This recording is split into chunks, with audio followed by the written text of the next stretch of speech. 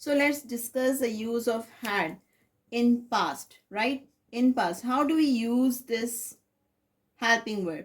See, most of the time we think that had is used when we are need to saying था. ठीक है, तो था जो है बेसिकली हेड के लिए यूज नहीं होता. था हेड को जब हम यूज करते हैं तो उसका एक पर्टिकुलर रूल है. ठीक है, for example you can say I had called you yesterday.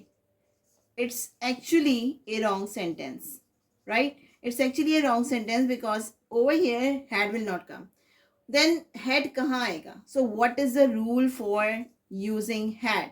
Had comes when there are two sentences. ठीक है, दो sentences, दो action हुए होंगे, उनके उसमें क्या आता है? Had आता है. For example, I can write जब मैं वहां पहुंची तो मॉल बंद हो चुका था. ठीक है, जब मैं वहां पहुंची तो मॉल बंद हो चुका था. अब रूल क्या है कि जो काम पहले हुआ उसमें वो पहले आएगा, उसमें हेड लगेगा और दूसरे वाले में हेड नहीं लगेगा. दूसरे वाले में सिंपल सिर्फ पास्ट मतलब फॉर्म लगेगी, यानी सेकंड फॉर्म लगेगी, राइट?